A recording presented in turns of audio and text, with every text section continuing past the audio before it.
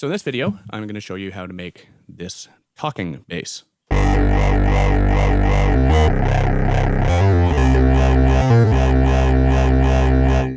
And I'm creating this bass in conjunction with this drum break here. I'll just let you hear the drum break.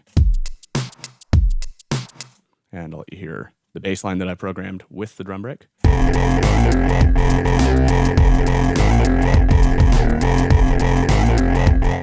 So it's a super, super cool tone, and there's a fair amount going on in it. So let's start having a look.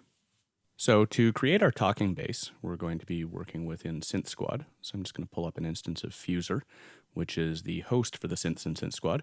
And I'm going to go edit and drop in an instance of Cypher.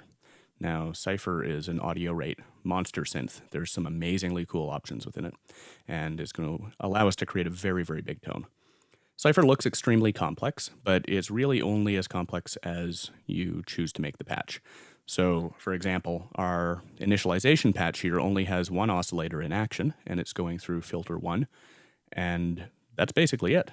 There's not much else happening, so let's have a quick listen to that.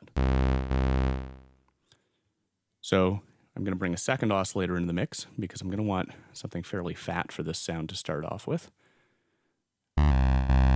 And I'm going to drop it down an octave. I'm also going to get rid of the release, or most of the release, on that amp envelope. And I'm going to add a little bit of drive to the amp stage. So that really adds some grit right away. So the next thing that I'm going to do is start playing around a little bit with the filter here, because most of this patch is going to be based around modulating the filter in some interesting ways. So I'm going to pull the filter cutoff down a little bit, about halfway, a little bit over halfway. And I'm going to introduce some resonance, probably about 40%. Next thing up is I'm going to switch it from a 4-pole low pass to a 2-pole low pass, which is just going to be not quite as steep a slope.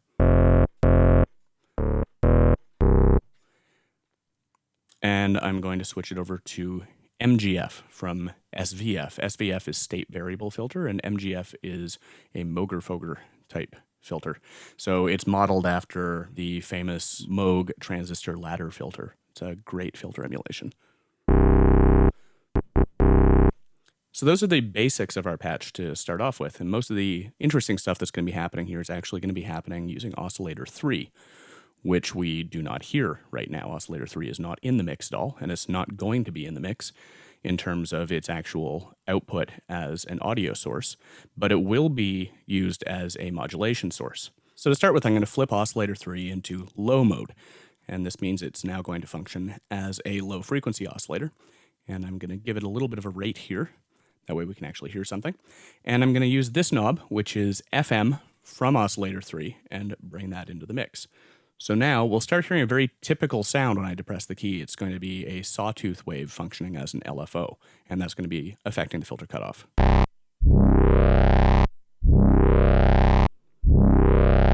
As I bring the rate up, it will begin to go faster.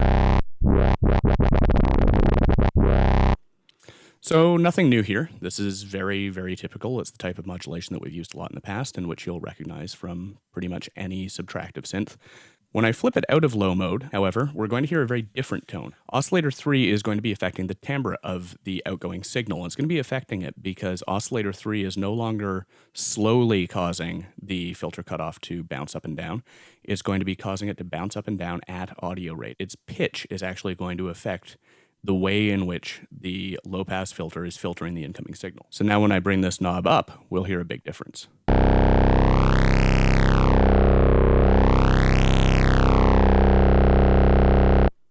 This type of sound really sounds good with a lot of resonance and with low cutoff. So I'm actually going to bring that cutoff down a little bit more and introduce a little bit more resonance. And I'll sweep that knob again.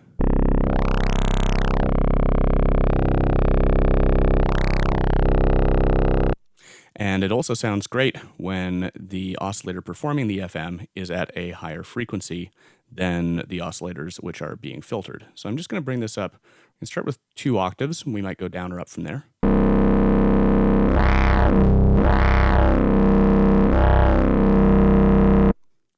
And next up, I'm going to change the wave shape and get ready for a drastic difference in sound.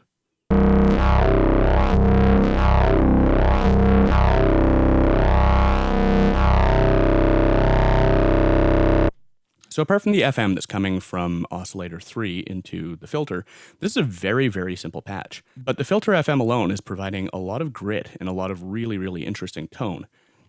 So as you could hear when I was adjusting the wave shape, the actual waveform that you are performing filter FM with has a gigantic effect on the actual tonal characteristics of the outgoing signal. So I'm just going to let you hear that one more time here. And now what I'm going to do is I'm going to automate that. So I'm going to take envelope 1 here, and I'm going to apply a little bit of envelope 1 to the wave shape. So now when I depress the key, filter 1 is going to be receiving frequency modulation input from oscillator 3, but oscillator 3's wave shape is going to be changing with this incoming signal. And we're going to play around with envelope 1 and adjust its attack and decay settings so that we get a nice chompy sweep.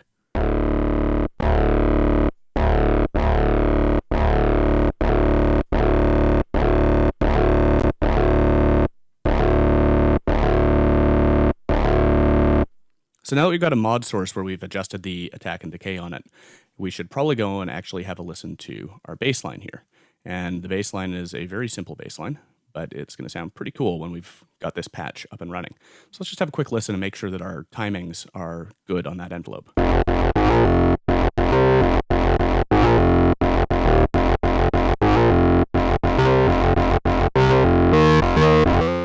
So I also feel like we're actually going to get a better result when we pitch this up another octave. And we're going to add a little bit of that release back into the amp envelope here. And let's have a quick listen again.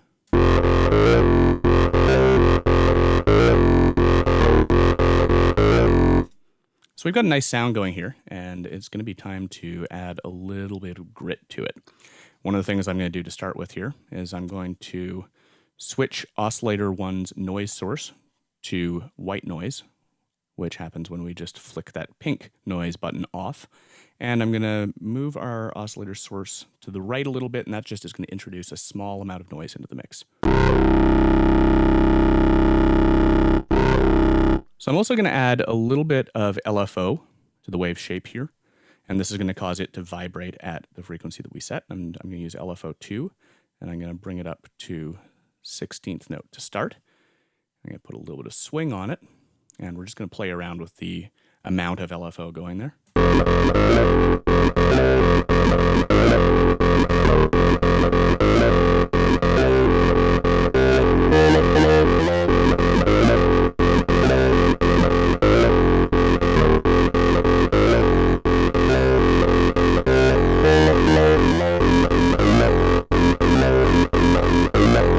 Sounds better a little bit slower there, so I'm going to leave that as is.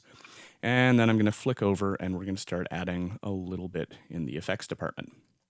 So to start with, I'm going to add a bit crusher. And I love bit crushers. I'm a very, very big fan of them. I actually don't use them to do much in the way of bit reduction. What I do use them for is downsampling. I find that downsampling really, really helps to bring out the glottal vowel aspects of a tone. But it can be very overpowering at the same time. So what I'm going to do is I'm going to bring the wet all the way down. And I'm going to drop the frequency here so that we're getting some downsampling happening. And I'm just going to bring that back up into the mix.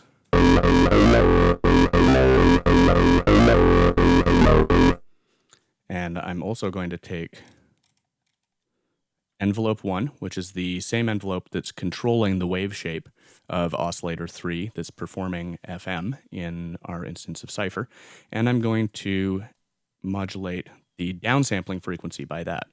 So now this envelope, which is affecting the shape of the wave that is performing the filter FM, is also going to be controlling the frequency of the downsampling here. So it's just going to be causing a little bit of motion that corresponds to an existing modulation source. And this is a very good way of tying effects into what's already happening in a patch.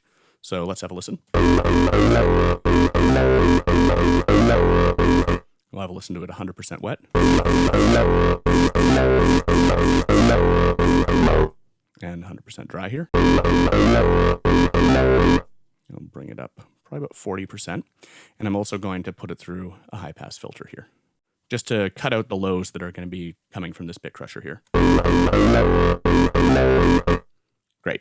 So now in slot 2, I'm going to add a phaser, and I'm not going to use too much of the phaser here, but I'm just going to pull the mix in a little bit and give it a nice slow rotation. I'm going to leave the depth at 0, bring up the resonance a little bit, and let's have a listen.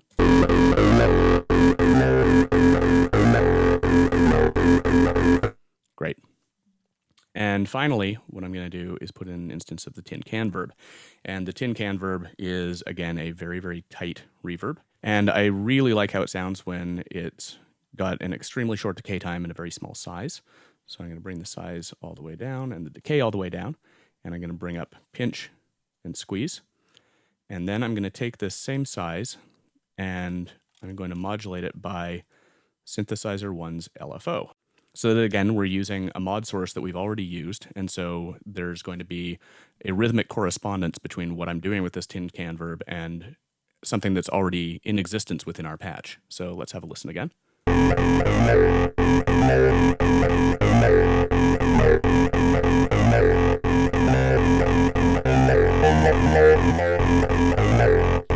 I'm going to add a little bit to the decay time here. Great. That's sounding excellent. So I'm just going to minimize that instance of fuser. I'm going to take it and put it into an instrument rack. I'm going to expand the rack, and I'm going to rename it Talking Bass. So I'm going to bring in another instance of fuser here, and that's going to allow us to just dial up a copy of strobe. Strobe is a great synth for sub-bass, as it has 4 sub-oscillators that are all blendable. So I'm going to bring my sawtooth down in the mix. I'm going to bring my sine wave up. I'm going to add a little bit of square. And then I'm just going to go and solo this instance. I'm just going to quickly rename this sub. And I'm going to rename the first instance of fuser top line. So let's have a quick listen to this. I'm going to roll the cutoff down a fair amount. And I'm going to drive the amp stage a little bit and add a little bit of release. Okay, that sounded good. So next up, I'm going to add an instance of EQ8. And I'm just going to use that to get rid of everything below about 40 hertz. And I'm also going to get rid of everything above 150. That's going to allow us to have our sub just be a sub. And I'm going to go and add an EQ8 to my top line here. And I'm going to get rid of everything below 80 hertz with this instance of the EQ8. So let's have a listen to these two together now.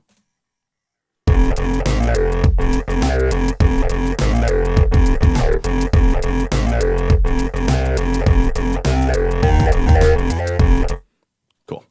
So I'm going to go back to the top line now, and I'm just going to adjust a couple things quickly within Cypher. I'm going to add a little bit of modulation coming from LFO2 to the amount of filter FM that's happening, and I'm going to inversely apply that to the filter cutoff. So now LFO2 is going to be causing the cutoff to dip, but at the same time, it's going to be adding some extra modulation coming from oscillator 3. So let's have a quick listen to that.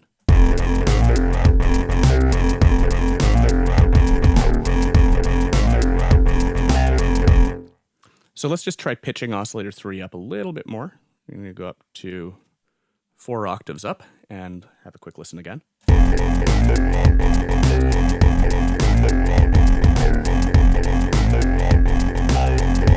That's getting nice and nasty sounding. I'm also going to use this wave shaper here. Pre-filter, I'm going to click off of post to make it affect the incoming signal to filter 1. And I'm going to add a little bit of drive with it. I'm going to go over to op amp, which is a nice dirty wave shaper. And I'm also going to just start this playing and play around with the wave shape of oscillator 3 just to see a couple different options.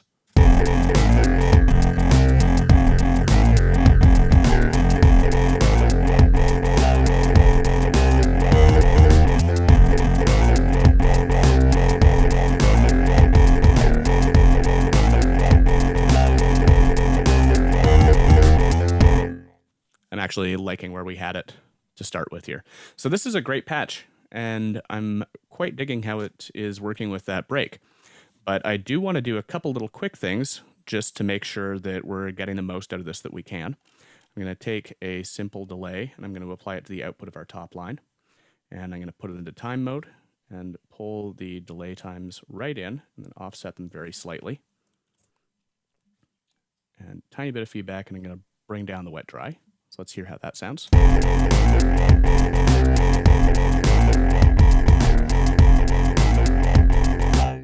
So that's just making it open up in the mix a little bit. And I'm just going to minimize that. I'm going to take a saturator, and I'm going to put it before that simple delay. I'm going to add that a bit warmer preset that I quite like, and pull back the wet dry a little bit.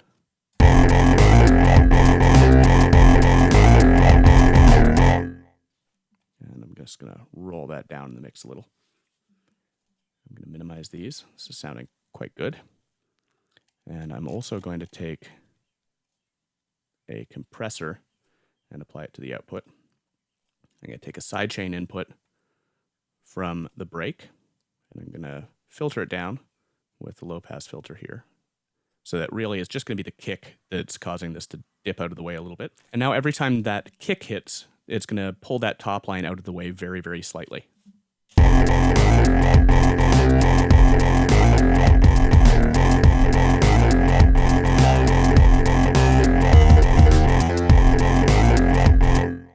So I'm also just going to take a compressor and put it on the output of the entire instrument rack. I'm going to put it in RMS mode. I'm going to give it a little bit of a knee here. And I'm just going to pull down the threshold very slightly. I'm just going to use this to tame the outcoming frequency here.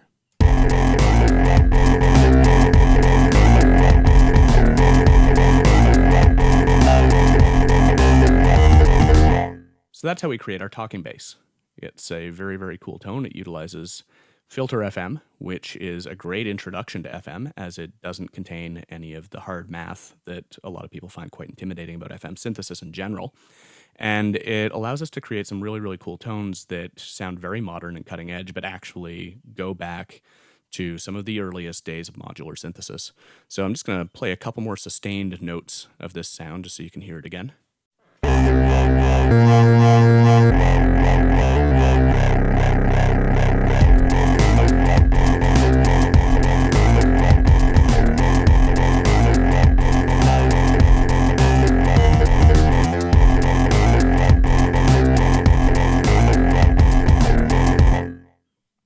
So great, great sound. And as I said, this is introducing us to some principles that we're going to be looking at a lot over the next little while.